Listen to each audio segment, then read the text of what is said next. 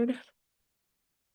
Okay, so this morning we're in Mark 15. We're going to go through verses 1 through 47, which is a lot. So I'll try not to go too fast, but there is kind of a lot to cover. Um, and I just want to preface this too with, this is all we're talking about the cross, and so everything happening today is because of God's love for us. And I think there's almost two sides of the scale. Like sometimes people have just heard about the cross and we kind of lose the depth and how personal it is to us.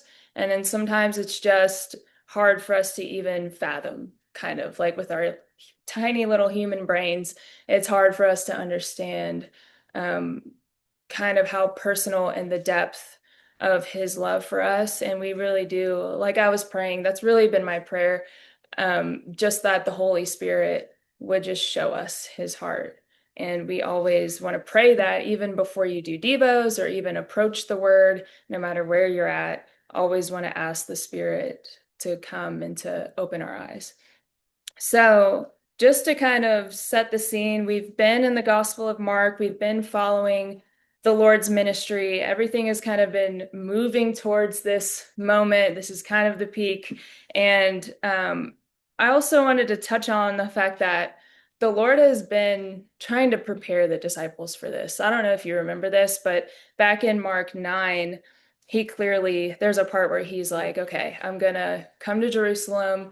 I'm going to be tortured, I'm going to be whipped, and then I'm going to be betrayed, and then I'm going to be resurrected 3 days later. And you kind of, if you look at the verse, I think it's verse 32, right after he says that, it says that the disciples heard, but they didn't understand, and they were afraid to ask, which is interesting. It's like, why do you think they were afraid to ask that? Like the Lord was pretty clear and laid all these things out. And why do you feel like they were scared to ask? They didn't want the truth. They didn't want the truth.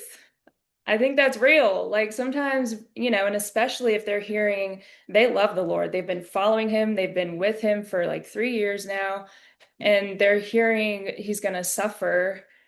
Like that means they're probably going to suffer. So I think sometimes you ever just have a sense that God's going to say something and you just don't want to hear it. It's like then we don't ask sometimes. And I think the disciples probably went through that and they just I don't know, maybe we're in denial a little bit. And then if you even look, I think it's in Mark 10, but a little bit after that, again, he says the same thing. He takes them to the side and he's like trying to prepare them. And he's saying, I'm going to come to Jerusalem, be betrayed. All this stuff's going to happen. But 3 days later, I'm going to rise.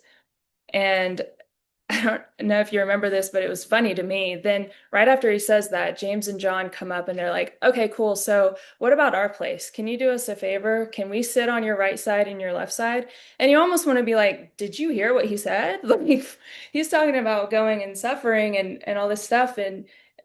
But to me, it's like sometimes we get so distracted with like, what does that mean for me? Like, we get distracted with self. And I just see that as an example because had they have understood what the Lord said, it wasn't going to change how hard it was, but it might have changed their experience in it. You know what I mean? Like they might have been like, okay, the Lord said this was going to happen. Like he's going to come back. The Lord was trying to prepare and give them hope, but they didn't get it. And sometimes it's like that for us. We have to get on the other side to look back and be like, okay, God was trying to do this and this and this, and I missed it. But we kind of watched the disciples do that. And um, so even in yesterday, so now the Lord is in the leading priests and the religious rulers, he's in their custody.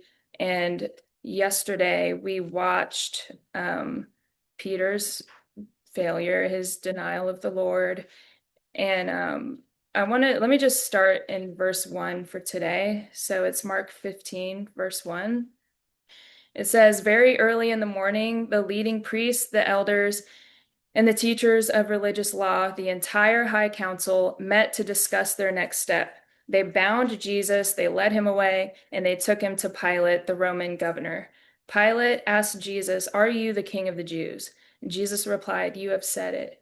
The leading priests kept accusing him of many crimes, and Pilate asked him, "Aren't you going to answer them? What about all these charges they're bringing against you?" But Jesus said nothing, much to Pilate's surprise. So this should be kind of ringing a bell from yesterday. The Lord is in custody of the leading priests and the rulers. And I just want to flip back to yesterday because it says that many false witnesses spoke up against him. They were contradicting each other. There was false testimonies.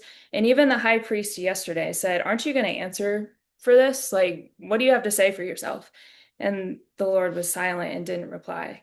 And and again, they're just like going at him. And I thought about how he had to face so many just continuous lies and accusations, like things that weren't true, but he was being pummeled with them. And I always want to look and watch like what the Lord does. And I don't know if you put this together, but if you notice, Pilate asked Jesus, "Are you the king of the Jews?" And he answered that. So that was an identity statement. And then when he went on and they were accusing him and all this stuff, he didn't answer all that, all of the accusations that were false. So he speaks the truth and he doesn't entertain the rest. He stands on who he knows he is, and he doesn't get all bogged down, all wrapped up like in an argument with the accusations.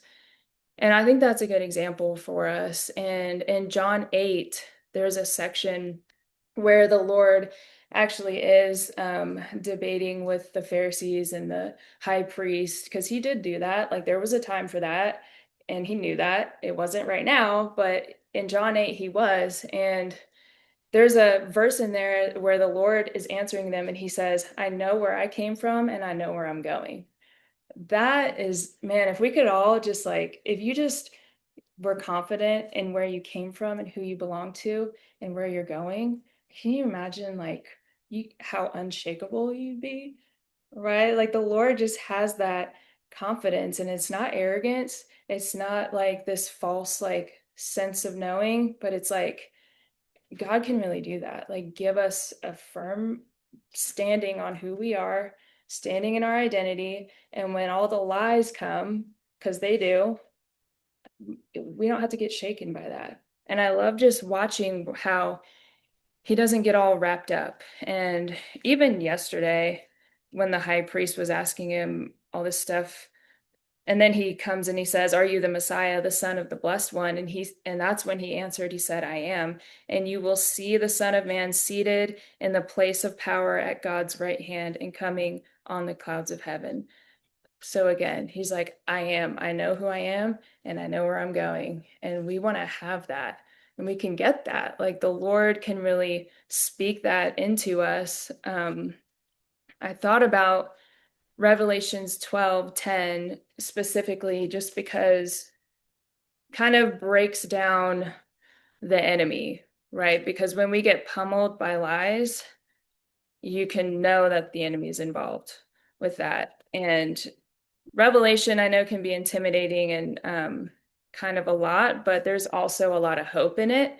And in Revelation 12:10, so it's talking about the devil and Satan who deceives the whole world. It's talking about how he was cast down to the earth. And it says, "Then I heard a loud voice saying in heaven, 'Now salvation and strength and the kingdom of our God and the power of his Christ has come. For the accuser of our brethren who accused them before our God day and night has been cast down.'" So when you're experiencing that, the lies like day and night, like the enemy doesn't have to take breaks, right? Like he is the accuser. But look at verse 11. It says, "And they overcame him by the blood of the Lamb."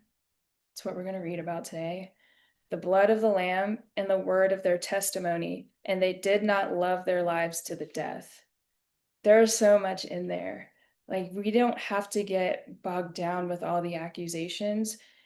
We need to understand the blood of the Lamb, the fact that what Christ does today has covered us. Like when God looks down on us, like his blood covers. The Lord paid. It's not like he saw our debt and got rid of it. Like he came through and paid it. So when you get those accusations trying to make you feel like you're not forgiven, and we've all done things that we need forgiveness for, but when the enemy wants to come in and accuse you of being unforgiven, you need to remember the power of the blood. Like that's what we're reading about today. They overcame him by the blood of the Lamb and by the word of their testimony. That's another thing. The enemy wants you to hush. He wants you to feel like you can't even speak about the things God is doing, that you don't deserve it, all this stuff. But by the word of their testimony, and they did not love their lives to the death, which again, the Lord is such a perfect example of that, of loving the world with a sacrificial love, but not being tethered to it. Like remembering who you are the Lord's, that's who you belong to, and where you're going. We're going to heaven. That's our end game. And so that having that eternal perspective should affect my time on earth. I shouldn't be getting so attached to the temporary earthly things, but I thought that was worth looking at because that's really what's happening right here is the enemy through these people are accusing him and lying. And Ephesians 6 is a really good chapter. Anybody know off the top of their head what it talks about? The armor. Yes, the armor of God. Hold on a second. Let me just get there. So it talks about the armor of God, and I love this first verse. It's Ephesians 6:10. This is helping us know how to fight the lies and the accusations. It says, "Finally, my brethren, be strong in the Lord and in the power of his might." It talks about putting on the whole armor of God that you may be able to stand against the schemes. It says the wiles, but the schemes of the devil. We don't wrestle against flesh and blood, but against principalities, powers, and the rulers of darkness of this age. So he's saying we don't wrestle against each other. There's a spiritual realm happening. And in order to be able to fight effectively, we need to put on the spiritual armor. It's not just about, like, you may be super strong and independent and have your, abilities and that's cool, but like when you're talking about spiritual warfare, you need different weapons. You need different tools. You need to be empowered by the Spirit. And verses 14 really through 17 kind of break those down. Gird your waist with truth, put on the breastplate of righteousness, having shod your feet with the preparation of the gospel of peace.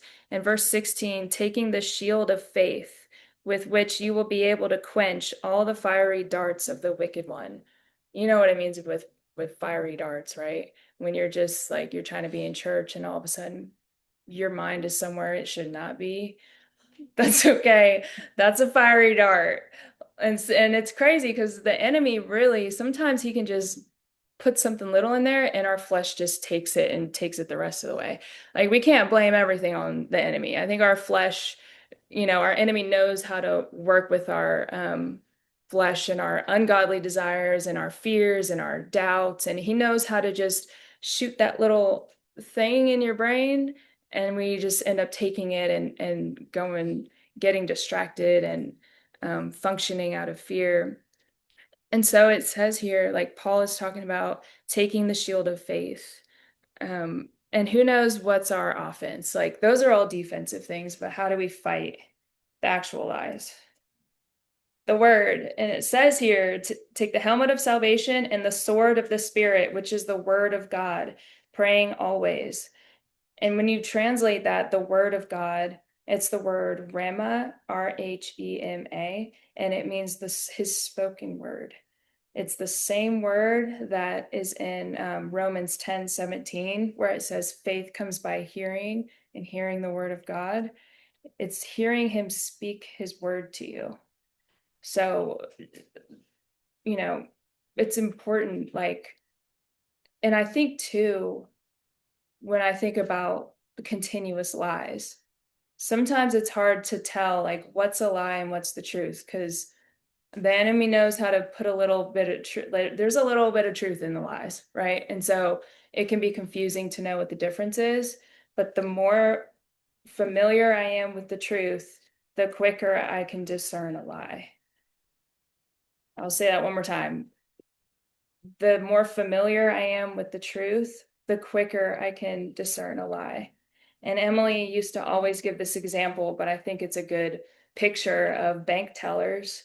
When you're dealing with a lot of cash and money all day long, when a counterfeit comes, you can tell, right? You don't have to go to counterfeit cash class to know, right? Like you're dealing with so much of the real that when something's wrong or something's counterfeit, something's not aligning, you can tell. So it's just so important, right? That we're familiar and that we know and that we get the word in and that we start to hear, like always praying that his spirit would make connections for us, because that's how our faith grows. And that's how we can not get so sucked into the lies that are gonna happen. So I'll keep going, but we're watching the Lord get falsely accused. He has that perfect discernment and knows when to speak and when to not. And I'll read verses 6 through 15. It says, "Now it was the governor's custom each year during the Passover celebration to release one prisoner, anyone that the people requested. One of the prisoners at that time was Barabbas, a revolutionary who had committed murder in an uprising. The crowd went to Pilate and asked him to release a prisoner as usual. 'Would you like me to release to you the king of the Jews?' Pilate asked, for he realized by now that the leading priests had arrested Jesus out of envy. But at this point, the leading priests stirred up the crowd to demand the release of Barabbas instead of Jesus. Pilate asked them, 'Then what should I do with this man you call the king of the Jews?' They shouted back, 'Crucify him.' 'Why?' Pilate demanded. 'What crime has he committed?' But the mob roared even louder, 'Crucify him.' So to pacify the crowd, Pilate released Barabbas to them. He ordered Jesus to be flogged with a lead-tipped whip, then turned him over to the Roman soldiers to be crucified." So here we see this exchange happen. And I know we can relate to this in different ways. Barabbas versus Jesus. And let's just break down Barabbas first. What do we know about Barabbas? He was a murderer. Like the worst person Yeah. ever. He was the worst, yeah, person ever. And I know in Matthew it calls him a notorious criminal. So this is something he was known for. I know in John it calls him a robber. So that's enough characteristics, right? That's who Barabbas is. Jesus, okay? He came, he served people, he loved, he healed, he paid attention to the people that were outcasted and that no one else cared about. He paid attention to that. He did say hard truths, but like he was always motivated by love. So we have these two choices, and we can relate to this. Obviously, Jesus took our place, and so we can, well, Barabbas is us, right? Like we don't deserve what the Lord did. But I want to step into the crowd, because from where we're sitting, we're looking at this, and this is like a clear-cut, obvious choice. Like, why would you choose? How could they choose someone or something so undeserving over Jesus? And if, you know, we step into that, I think we've all done that, right? We've all can step back and look at something that brought us death, something that was undeserving, um, and we've chosen that thing over Jesus. And so I wrote that question, like, what causes me to choose my idols over Jesus? And your idol, I wrote down a definition of idol. This isn't like the definition, but there's a study called Gospel Treason, and it's by Brad Bigsby. And it's awesome, by the way. It helps you get kind of underneath why the sin beneath the sin is what he calls it. But I'll read this definition of an idol. It's anything or anyone that begins to capture our hearts, minds, and affections more than God. I'm going to read that two more times in case people are writing it down. So, an idol is anything or anyone that begins to capture our hearts, minds, and affections more than God. Okay, one more time. Anything or anyone that begins to capture our hearts, minds, and affections more than God. And you could, I mean, it can be perceived good things and perceived bad things. It can be, I idolize my family. It can be, one idol is having a comfort idol, which I'll admit, like, that can be a thing for me. Like, I don't want to suffer. I don't want to go through hard things. That can be an idol. It could be fears. It could be a lot of things, but it's worth really slowing down and actually asking the Lord, like, what is my idol? What am I worshiping? What am I bowing to over you? Idols bind us and blind us. We can be blinded to them. Um, and so when I broke this down, kind of asking myself, how does this happen? Like, why did they choose Barabbas over Jesus? Why do we choose our Barabbas over Jesus? And I look at verse 11, and it says, the leading priests stirred up the crowd to demand the release of Barabbas instead of Jesus. How do you stir up a crowd? What does that mean? Like, he stirred up the crowd.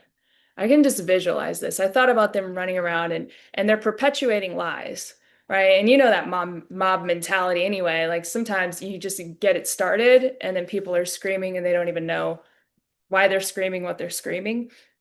But just that idea of the lies, and I thought about how so they must have been listening to lies that elevated Barabbas and degraded Jesus. So for me, if I'm stepping into that, if I keep choosing the wrong thing over the Lord, I'm listening to lies that elevate or strengthen my idol and they weaken the Lord in my life.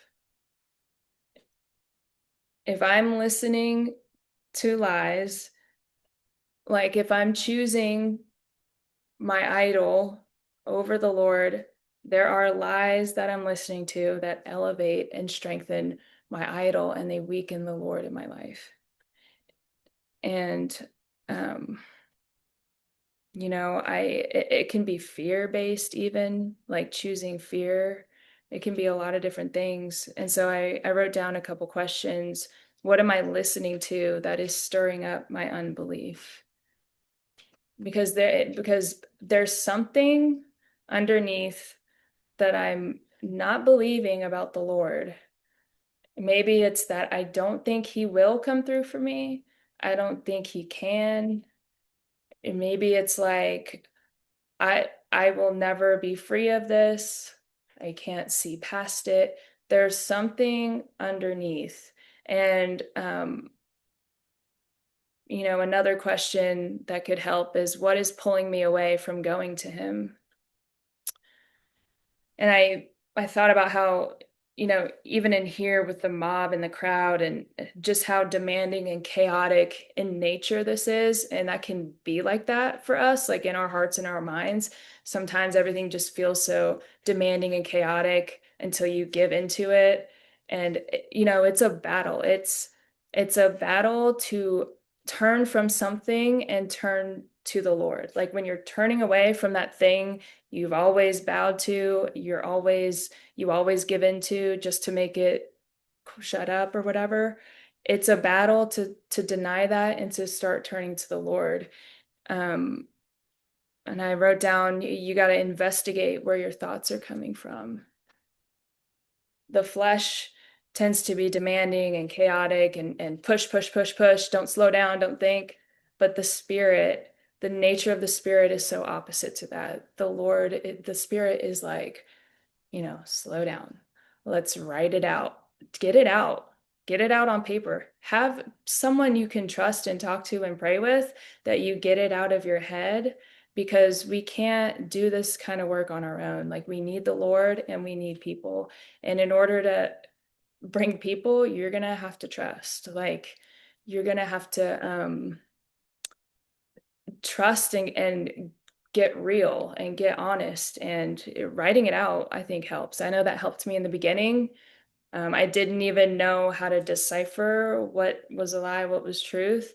But when you start learning in the word and looking at the Lord and start learning what he says and versus what I feel, like really getting that out, it's worth it. And I also want to say that he cares. Like, he cares about that inner battle.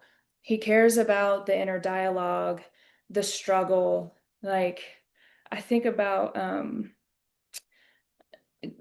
he cares about what we believe about him and about ourselves.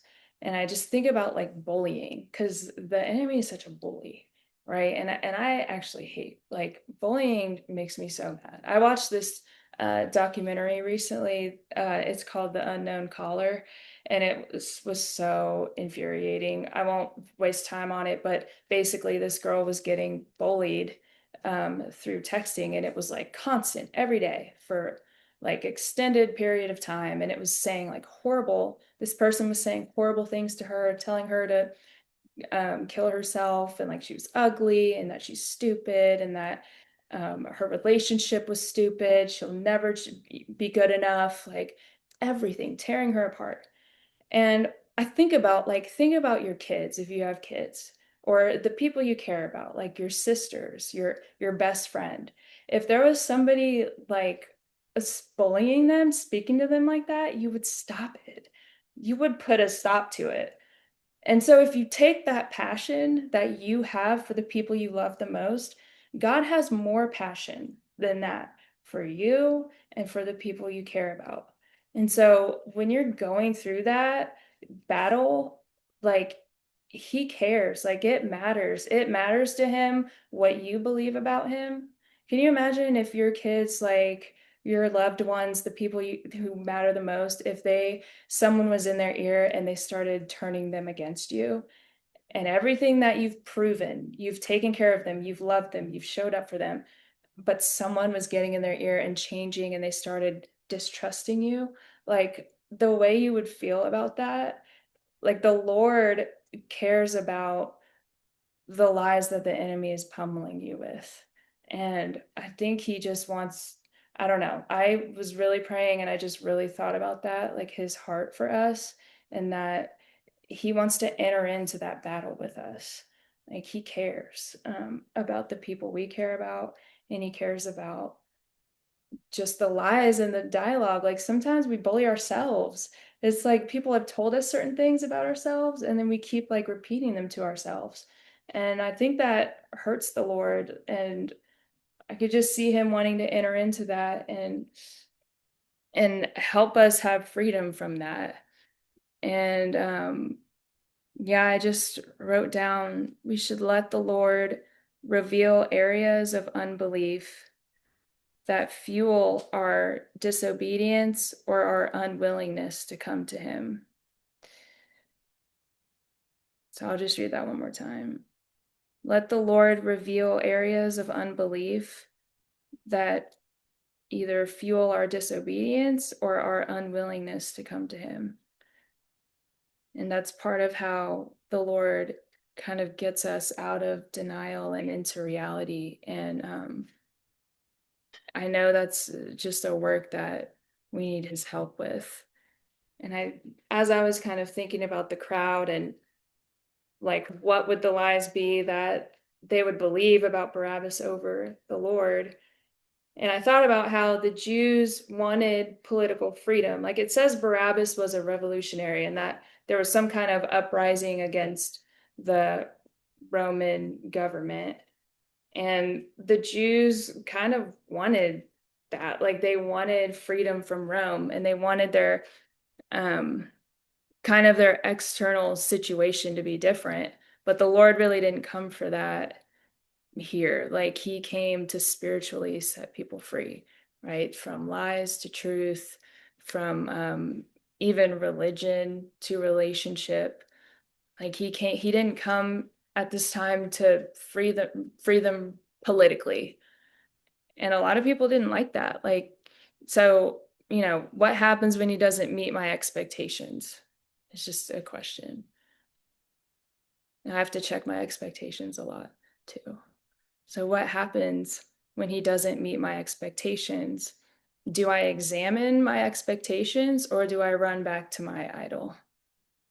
Like, do I just automatically doubt his love again when he doesn't meet my expectation? Because a lot of times it's like, I'll expect him to do something and then I want to control like what he does, how he does it, when he does it, right? And so when when I feel disappointed or let down by the Lord, am I taking my expectations and examining them, or do I run back to the old thing that I'm more comfortable with?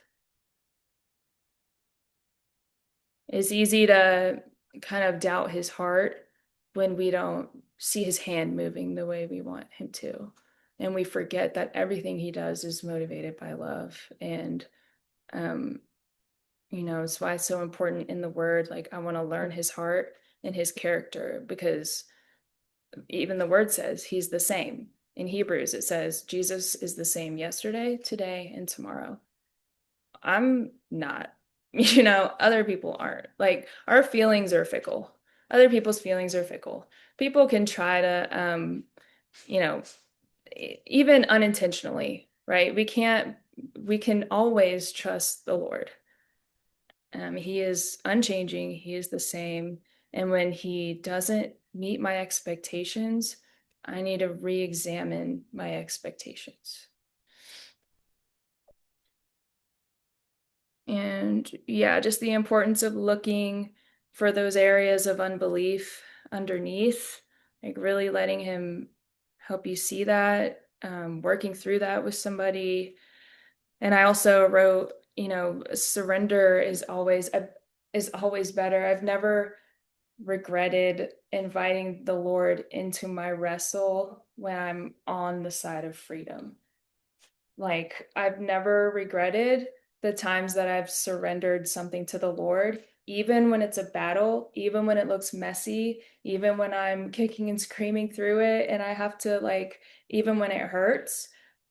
I've never regretted when I'm on the side of freedom and looking back, I've never regretted it.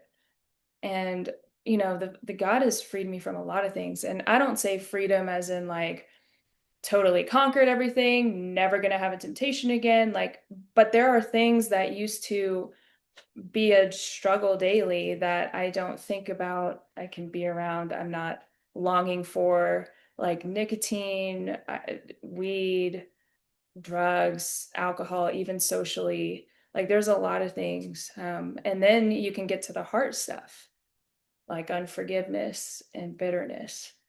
I used to have a lot of hate and anger. And, through the process of the Lord showing me those things and me being like, okay, God, like I have to let that go. I have to bring it to you. And I've never regretted. I've never been on this side and been like, I wish I was still bitter, or I wish I still, you know what I'm saying? Like, I wish I still wanted that thing. And I think that's important because sometimes when we're in it, we can't even imagine what it would be like to be without it, whatever it is. Maybe it's your fear, like you've just functioned, whatever it is, you've functioned a certain way for so long. But if it's something that God is like calling you to bring to Him and invite Him into, I just have never looked back and been like, man, I wish I was still wrapped up in that thing. Like, it's always better on the other side of surrender.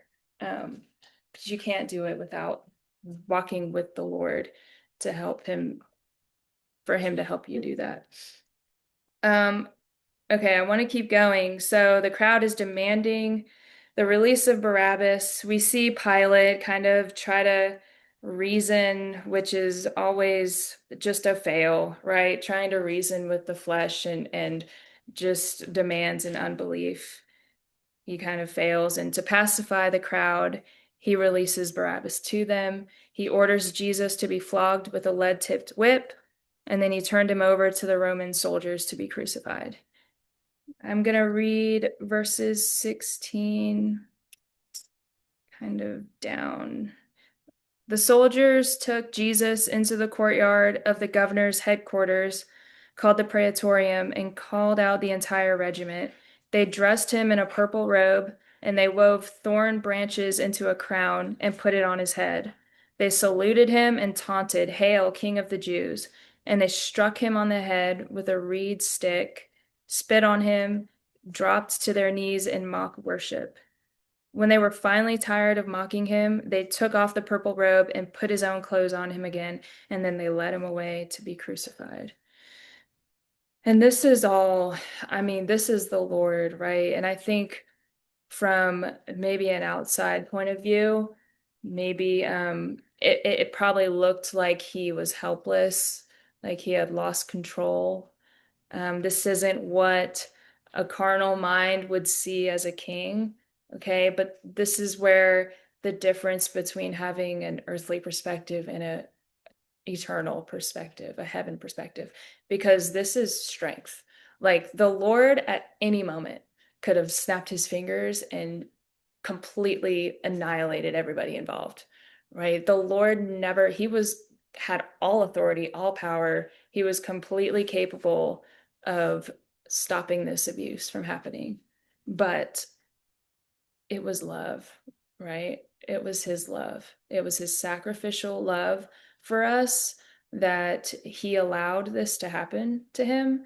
And even the fact, like verse 20, it says, when they were finally tired, like that's crazy, just that he gave himself and let them have their fill of what they wanted to do to him. And it was not because of a lack of power or a lack of ability, it was because of love and strength. And so, you know, meekness is strength under control. The world looks at that as weakness, right? Being weak, letting, whatever, just being weak. But meekness is strength under control. And this is the Lord. Like, because of his love, he was allowing this, he was still in full control. In verse 21, it says, a passerby named Simon, who was from Cyrene, was coming in from the countryside just then, and the soldiers forced him to carry Jesus' cross. Simon was the father of Alexander and Rufus. And I'll just stop real quick, just because this is interesting. But Simon is coming from North Africa, which is Cyrene. And it's kind of interesting because in Romans 16:13, Paul actually mentions Rufus, which is his son. And then he actually mentions Simon's wife because apparently Rufus was well known in the church, and Simon's wife actually ministered to Paul and was like helpful to him. And it is believed that they're the same. And so why does that detail matter? It matters kind of a lot because it's interesting.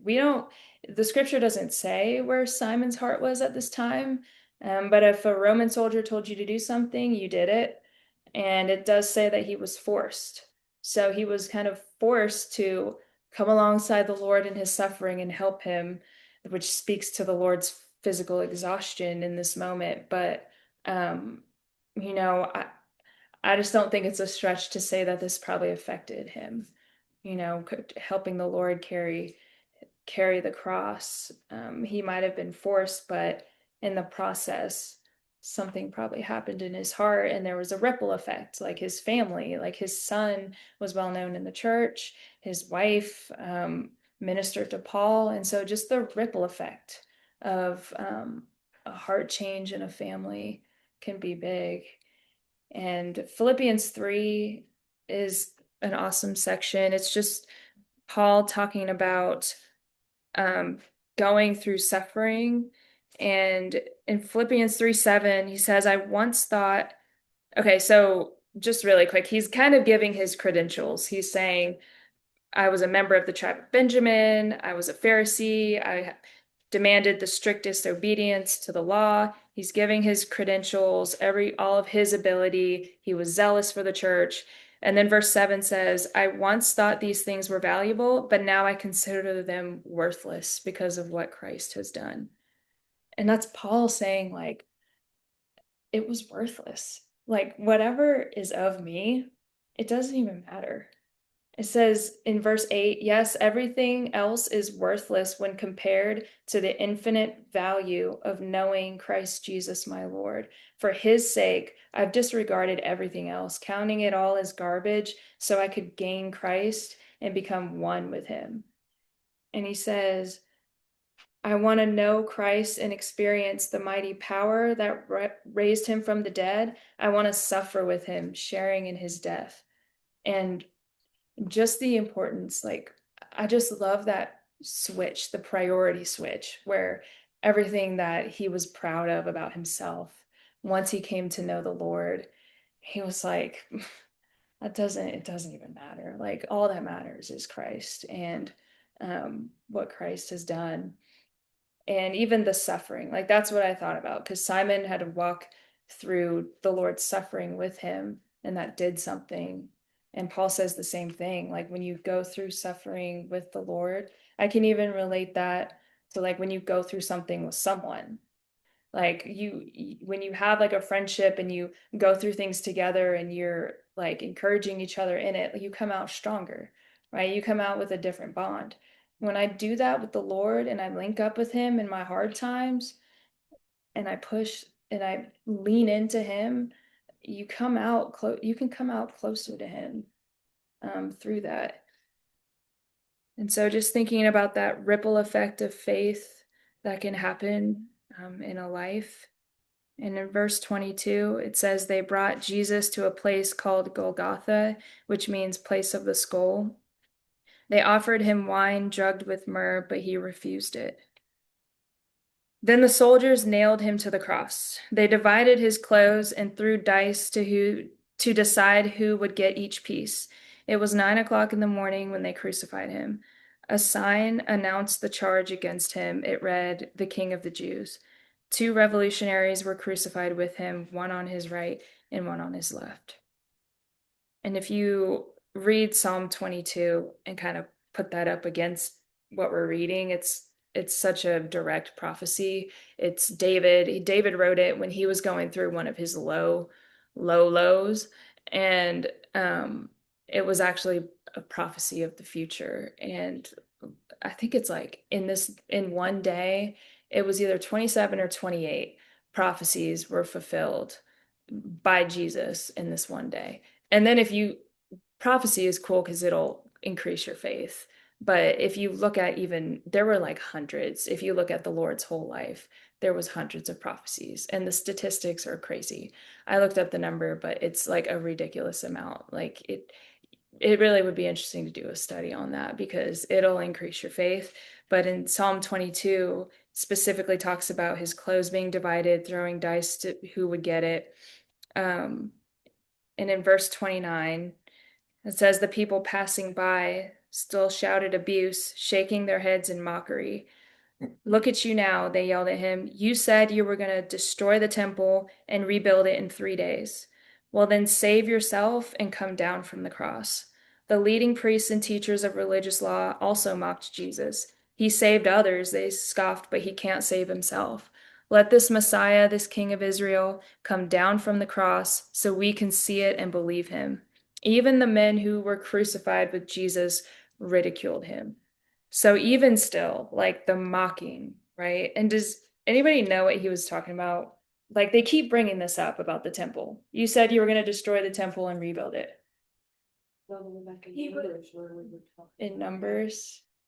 they were Yeah. thinking like literally like he was gonna do it, but I think it was more of vibes of like doing it spiritually. Yeah, so they were thinking physically that he was going to do it. And Right, and they were putting false idols, right? yeah, and they said, I can tear that down and build it back again. yeah, that's true. In Numbers, in the temple, they were putting false, idols up. And yeah, like this is just so they just keep using that line, and like Jenny was saying, they took it literally and physically. The Lord also was talking about himself. Like he is the temple. He was going to be destroyed and he is going to rise in 3 days. So the very thing that they're using, they didn't understand it. They didn't understand his word. They twisted what he said and they're using it against him at the very moment that he's doing what he said he was going to do. So I just thought that was crazy, but happens a lot when you just take a piece out and then twist it and they don't understand what he was talking about. But he also let them not understand, you know? And verse 30 is huge. This screamed to me from the page, right? Save yourself and come down from the cross. And that's such the influence of the world and of the enemy.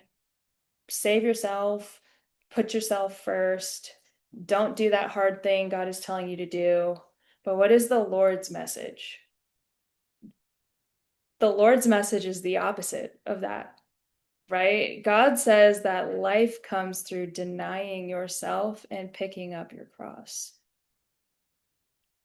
Denying myself, denying my desires that go against what God says, denying what I know is wrong, in order to choose what is right.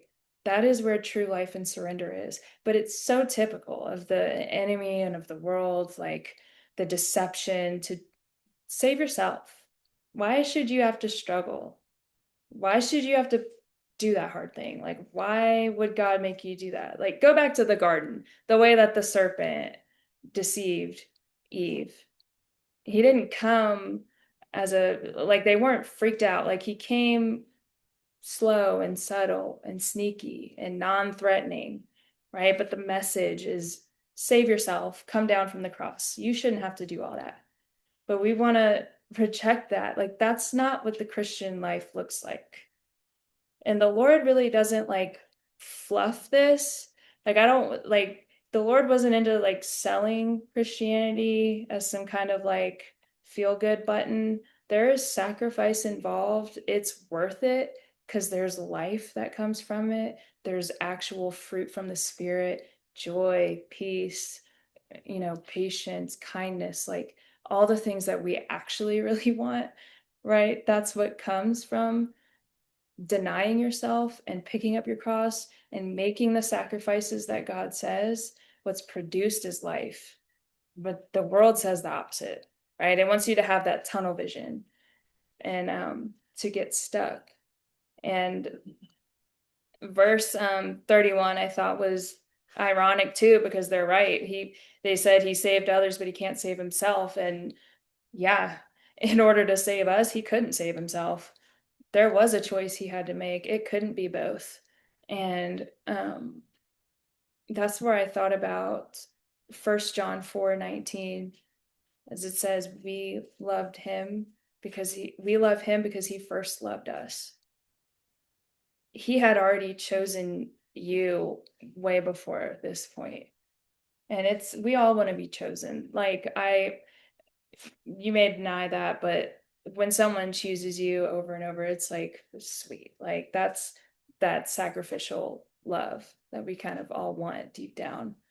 And the Lord has done that, right? And I want to pray, like, God, help me to see that more and more, because he couldn't have saved himself and us both. And he chose to put us first, and he chose to sacrifice everything. In Hebrews 12, let me remember what that was. I think this was about endurance. Hold on.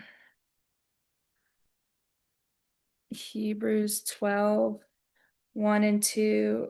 Okay, yeah. So verse 2, looking unto Jesus, the author and finisher of our faith, who for the joy that was set before him endured the cross, despising the shame, and has sat down at the right hand of the throne of God.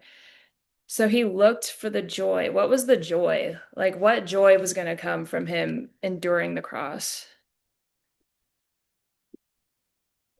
Does anybody have a thought? That's that God's will would be fulfilled. That God's will would be fulfilled. God's will would be fulfilled.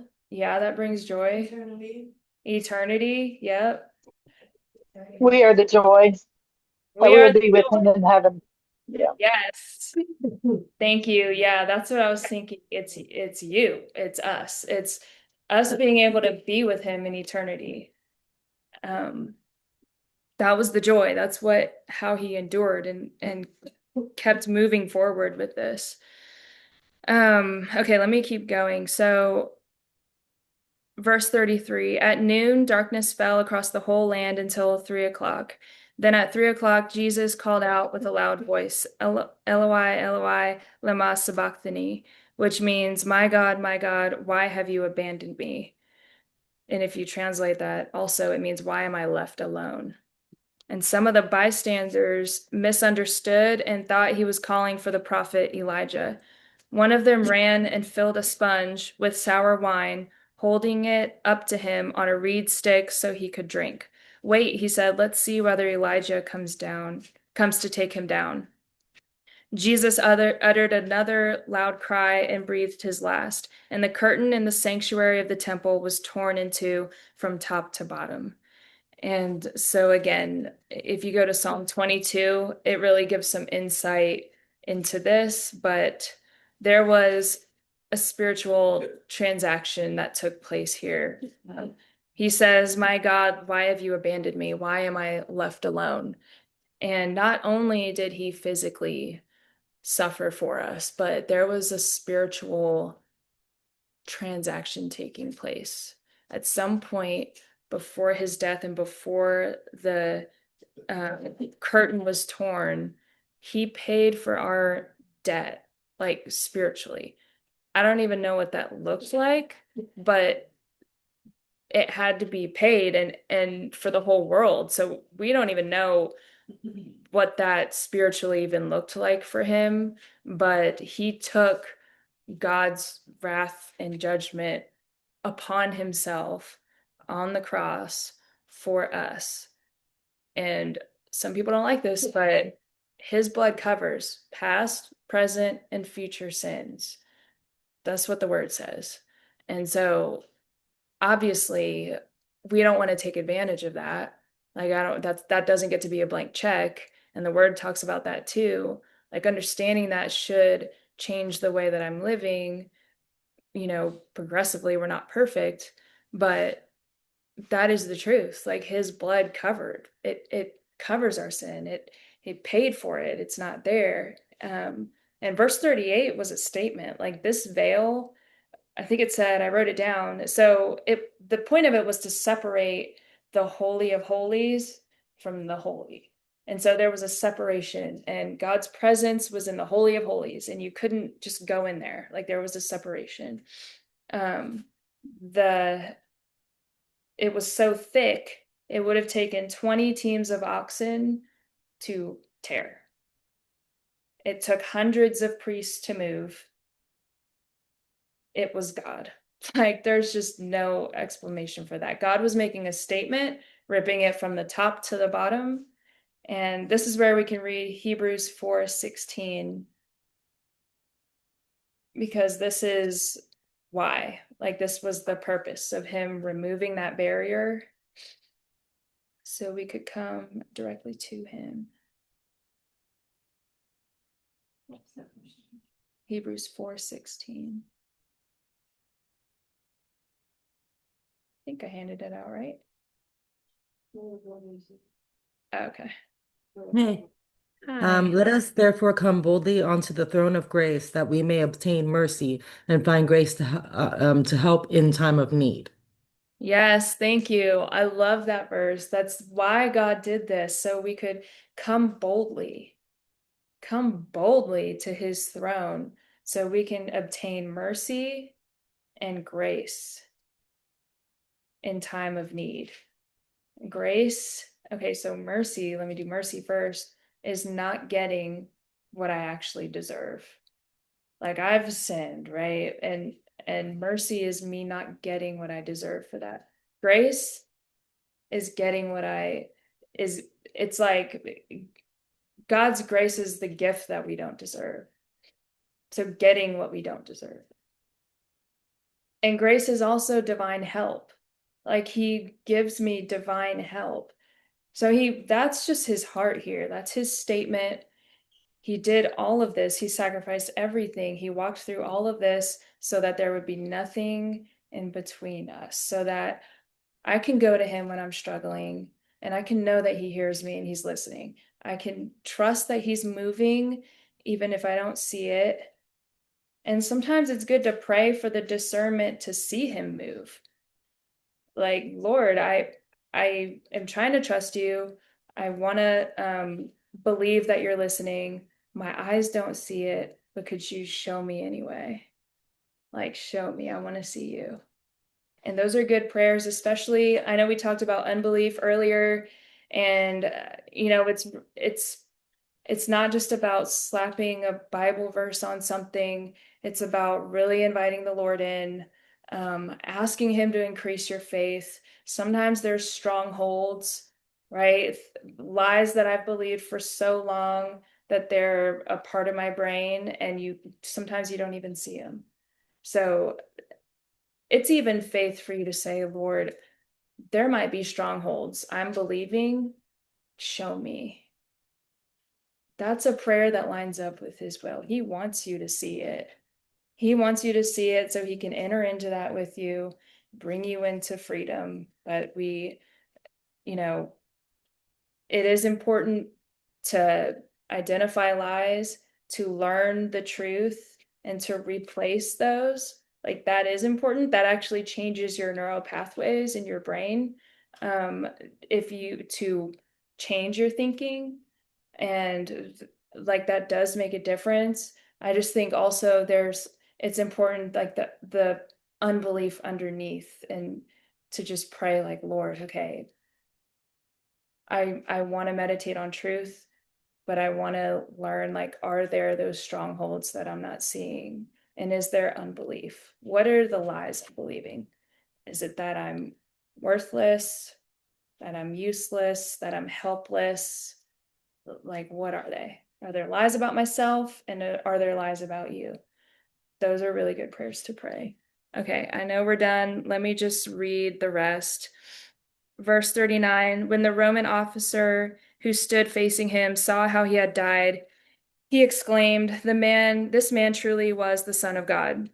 Some women were there watching from a distance, including Mary Magdalene, Mary, the mother of James the younger, and of Joseph, and Salome. His own mom was there, which is heartbreaking that she watched all of that. Um, they had been followers of Jesus and had cared for him while he was in Galilee. Many other women who had come with him to Jerusalem were also there. This all happened on a Friday, the day of preparation, the day before the Sabbath.